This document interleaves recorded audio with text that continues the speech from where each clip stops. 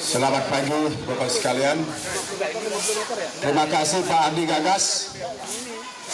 Perkenalkan, nama saya Madi Tejo yang tugas sehari-harinya sampai sekarang di Badan Lingkungan Hidup Provinsi Bali.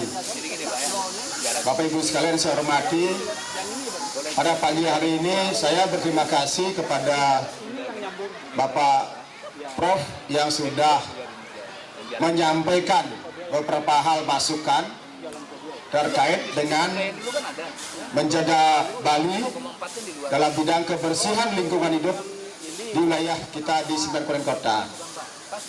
Namun untuk itu kami perlu kiranya menyampaikan apa yang menjadi unek-uneknya Pak Prof dan rekan-rekan lainnya yang sudah banyak memberikan masukan kepada kita Pemprov Bali dalam rangka mendukung program Bali Clean and Green yang dicanangkan oleh Pak Gubernur sejak 2008 sampai sekarang 2018 sesuai dengan rencana. Untuk itu perlu juga kita informasikan bahwa Pemprov Bali prioritas ketiga ini menjadi persoalan yang cukup pelik, mengingat kita untuk kebersihan lingkungan wilayah kita ini memang menjadi persoalan yang luar biasa. Mengapa demikian? Wilayah kita yang tidak begitu luas, namun persoalan-persoalan lingkungan masih cukup banyak ada di wilayah kita. Mungkin kita fokus kepada masalah sampah, ya, masalah sampah. Berdasarkan ketentuan yang ada, masalah sampah ini sekarang berdasarkan Undang-Undang 8/2008 itu menjadi kewenangan kabupaten kota. Nah, dari sinilah tugas kita di Provinsi Bali, bagaimana kita mengupayakan untuk mengkolaborasi dengan kabupaten kota sehingga upaya pengelolaan persampahan yang ada di Bali ini bisa dijalankan dengan baik.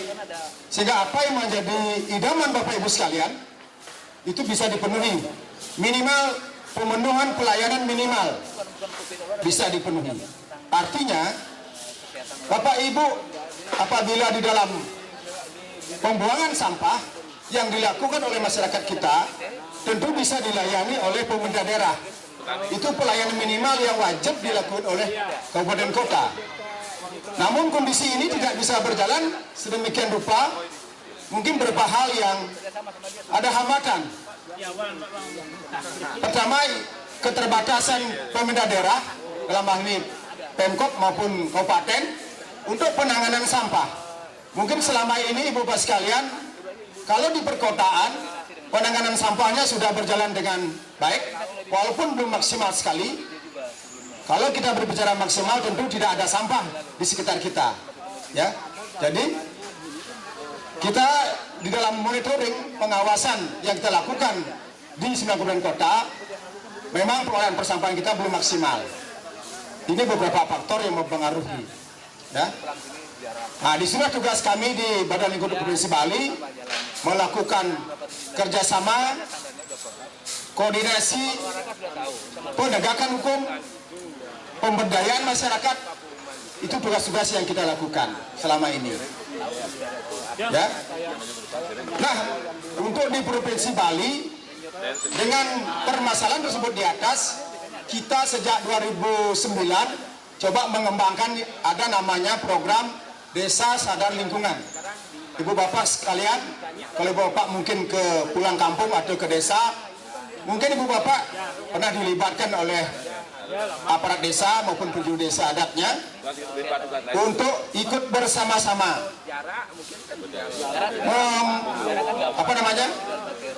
mensukseskan program ini, ya. Di program ini melatar belakangi satu, sampah-sampah masih banyak yang dibuang ke lingkungan tanpa memperhatikan prosedur yang ada. Artinya Bapak Ibu mungkin di kampung, di desa masih banyak sampah dibuang ke sungai di pinggir jalan yang tidak ada pengelolaannya dengan baik, ya. Kemudian Bapak Ibu melihat di beberapa kuburan kita, baik kuburan non Hindu masih belum terpelihara dengan baik. Kemudian beberapa sekolah di sekitar kita di desa-desa masih belum maksimal kebersihannya. Beberapa pasar desa yang ada yang kurang bagus pemeliharaannya, belum memperhatikan konsep lingkungan. Jadi masih melakukan upaya konsep ekonomi saja, mencari keuntungan saja, belum memperhatikan bagaimana lingkungan pasar itu supaya tetap baik buat kita semua. Nah, dari dasar itulah kita sejak 2009 mencoba untuk melakukan grouping semua kegiatan tersebut. Coba kita kendalikan lewat pembentukan namanya Desa Sadar Lingkungan. Jadi Desa Sadar Lingkungan itu ada beberapa parameter yang kita lakukan penilaian yang meliputi lingkungan sekolah, baik sekolah SD, SMP maupun SMU yang ada di desa adat maupun di desa dinas. Kemudian kebersihan setre, baik setre dimiliki setre Hindu maupun kuburan-kuburan lainnya yang ada di wilayah desa masing-masing.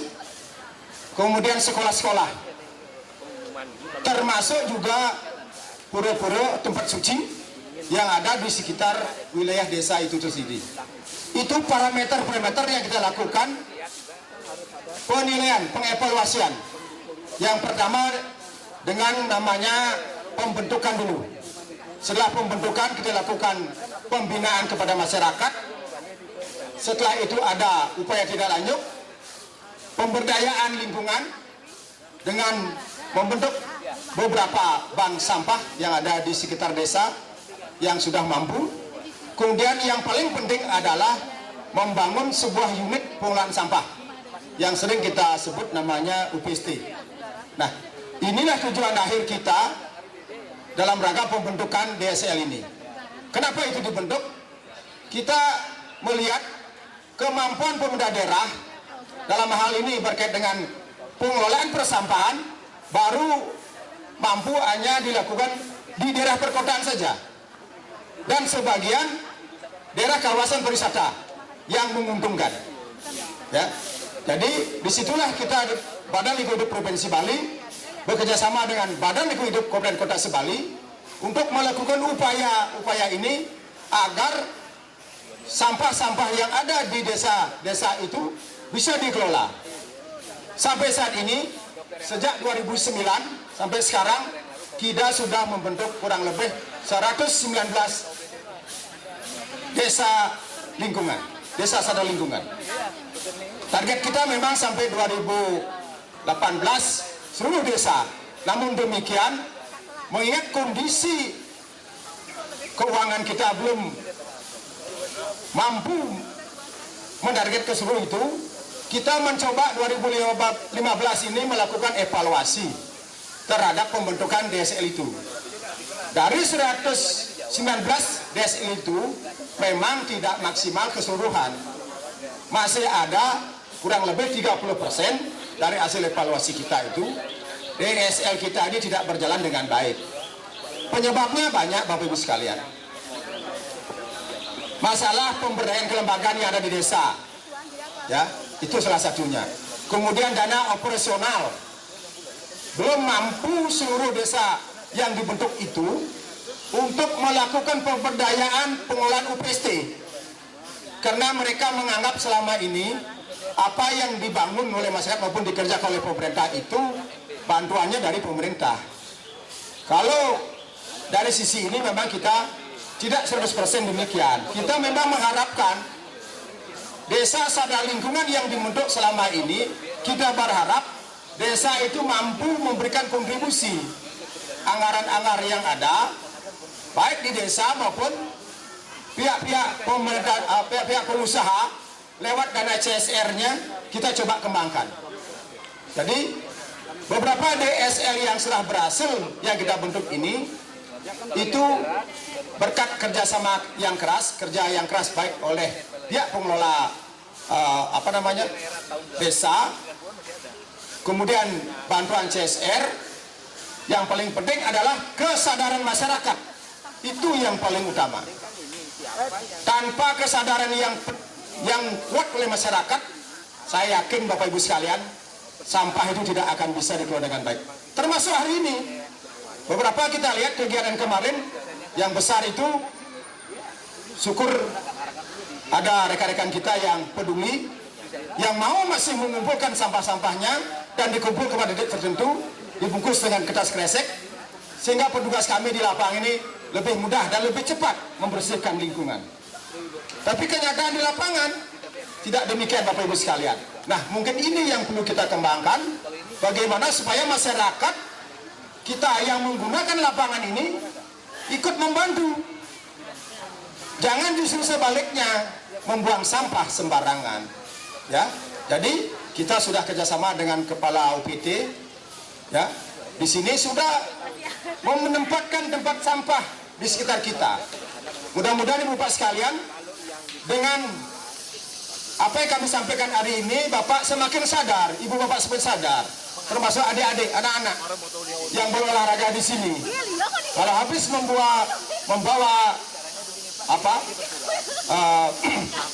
kresek, bekas minuman, kaleng-kaleng, tolonglah bantu kami. Ditempatkan pada tong-tong sampah dan siapkan oleh teman-teman kita. Ini tong-tong sampah ini bantuan dari pihak pengusaha juga, dari hotel, dari BPD Bali, ya, dari teh botol, dari Hakwa, itu banyak sekali. Jadi saya berharap sekali Bapak sekalian bisa membantu kita sehingga lapangan ini kelihatannya indah.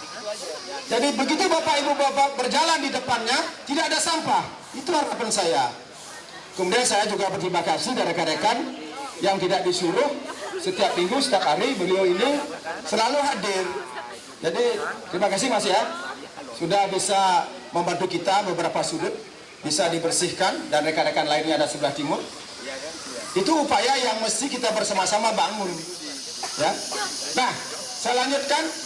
Kalau DSL ini bisa berjalan dengan baik, upaya-upaya yang kita lakukan bisa berjalan di kabupaten kota.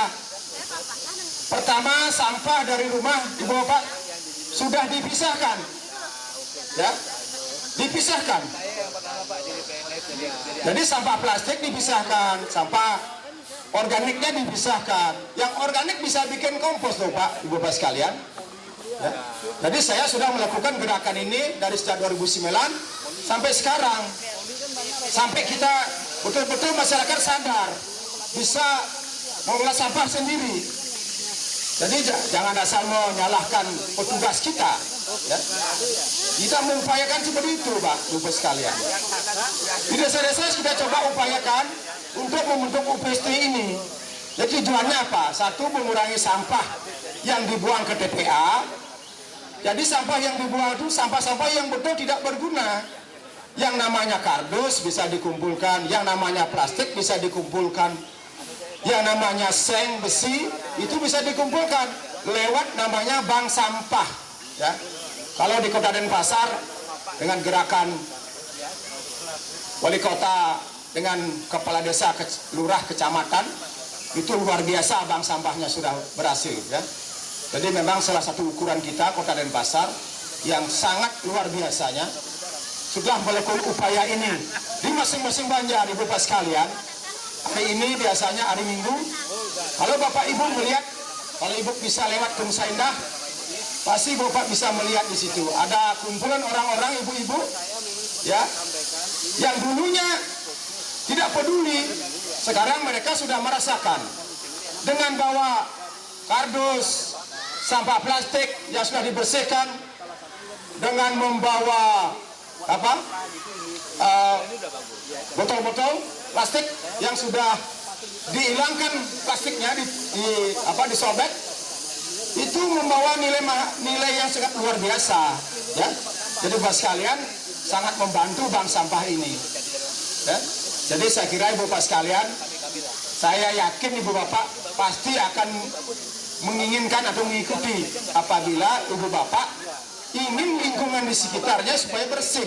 Ya. Jadi kita tidak mengandalkan petugas yang ada di sekitar desa itu saja. Jadi kita ikut membantu. Paling tidak sampah-sampah yang dibuang orang sembarangan itu sajalah yang diurus oleh petugas-petugas sampah kita. Ya, itu sudah banyak berhasil Bapak Ibu sekalian. Kurang lebih sekitar 360-an bank sampah yang ada di Bali ini. Bapak Ibu Pak sekalian, sudah saya ingin informasikan, pabrik plastik sekarang sudah ada di daerah Kediri Bapak Ibu. Luar biasa. Kita mestinya harus malu. Pabrik sudah dibikin, sudah dibangun, tapi sampahnya masih didatangkan dari Jawa. Ini kan kasihan ya. Jadi kesadaran kita ya belum mampu melakukan pemilihan sampah itu. Ya, mungkin kalau Bapak sekalian yang tahu di lingkungan tempat pembuangan sampah akhir di TPA, ya sekarang kita punya TPA-nya ada di Sungai. Mungkin Ibu Bapak pasti akan merasakan sesuatu di situ. Ya, ada bau, tapi bersyukur juga ada masyarakat kita bukan luar Bali, yang orang-orang Bali yang sudah banyak peduli sekarang bahwa plastik itu bernilai tinggi juga.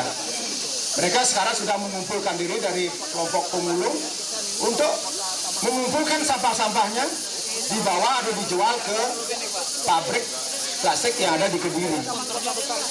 Ya, jadi saya harap Bapak sekalian, kalau memang Bapak tidak berkeinginan besar itu, minimal Bapak mengumpulkanlah. Kasihlah rekan-rekan kami pemulung yang mungkin lewat di depan rumah Ibu Bapak sekalian dengan gratis gitulah. Jadi paling tidak Ibu Bapak bisa membantu beliau-beliau itu, rekan-rekan kami yang tidak mampu itu, untuk melakukan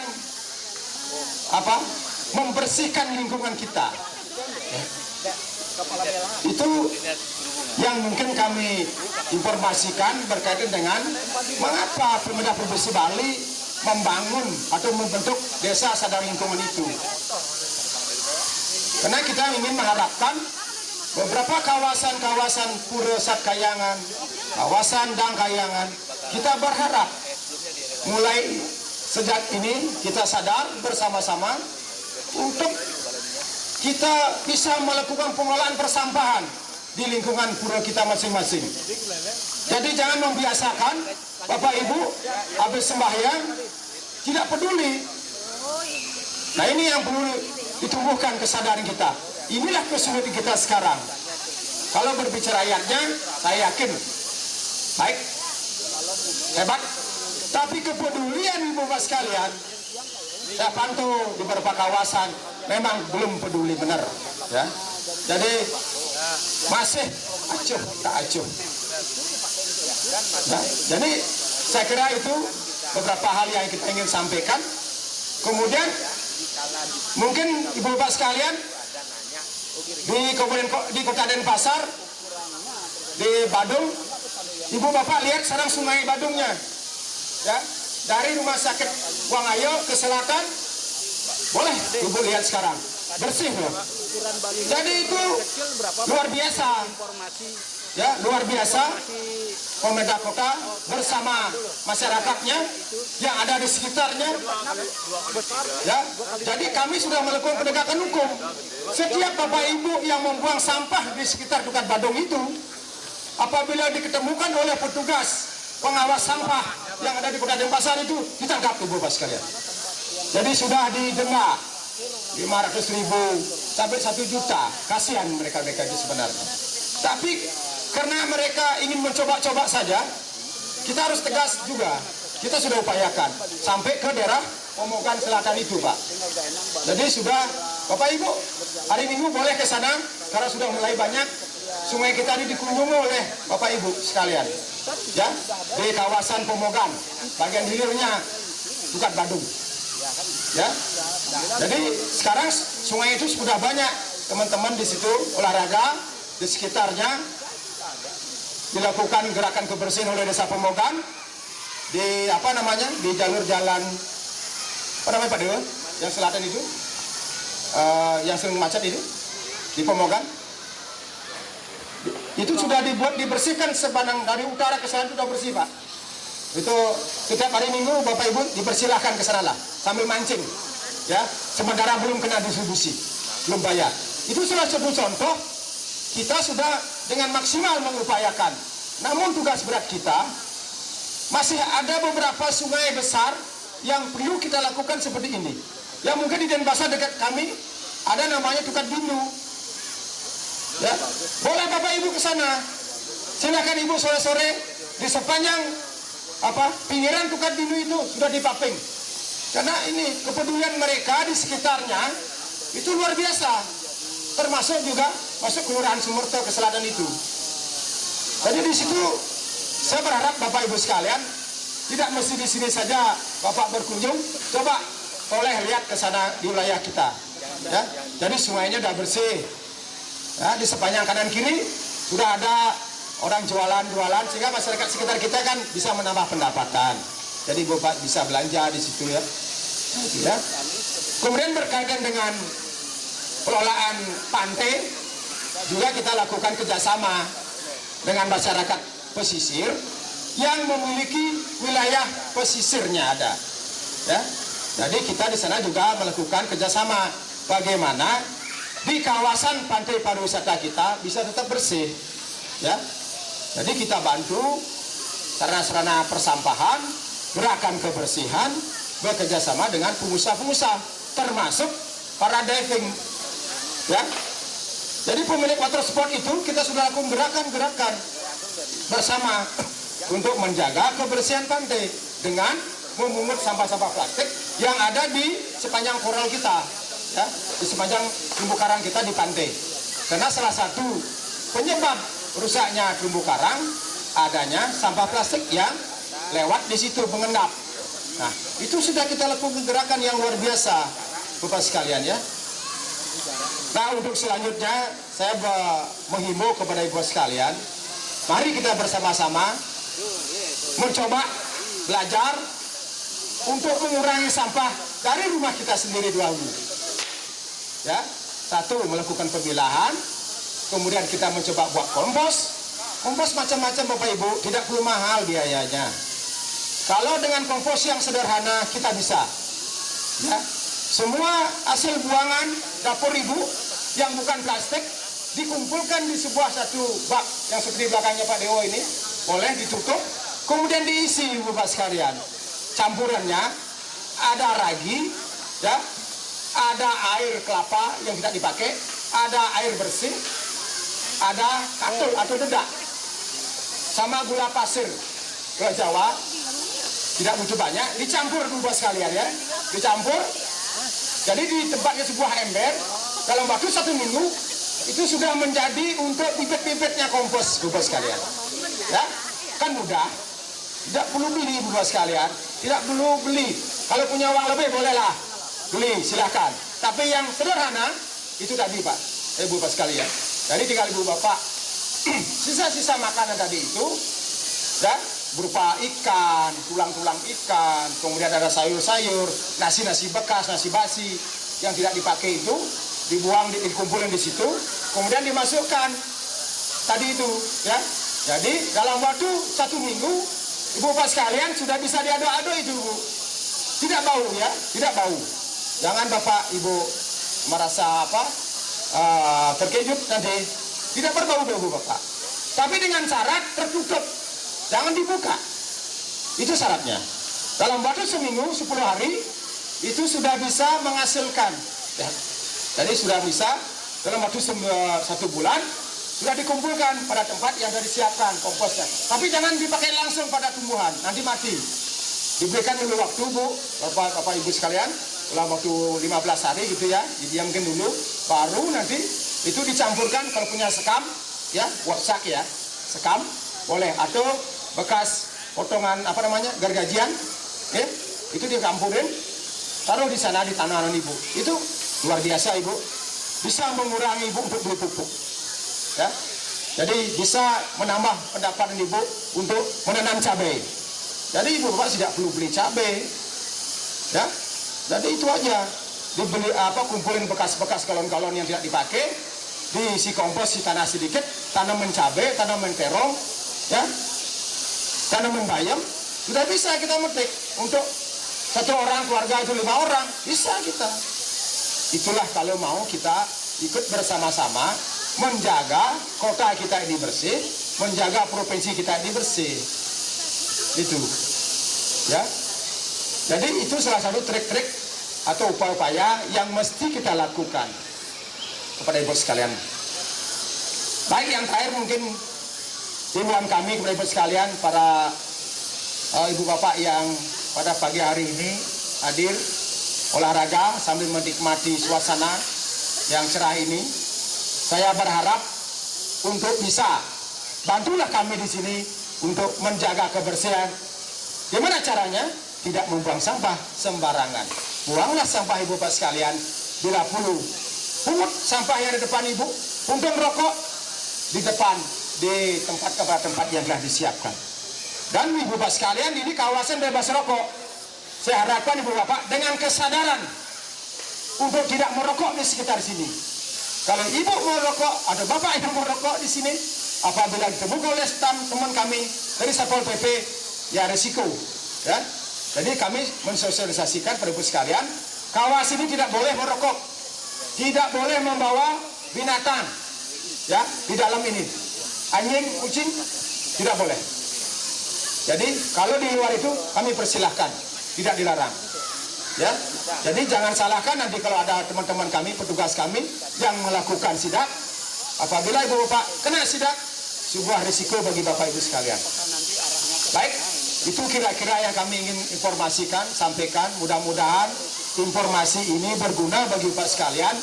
Paling tidak kami di Denpasar, di kota provinsi ini, masalah sampah ini bisa kita lakukan upaya pengurangan sampahnya dan dimanfaatkan untuk kompos, sehingga nantinya semakin sedikitlah sampah itu terbuang ke sungai.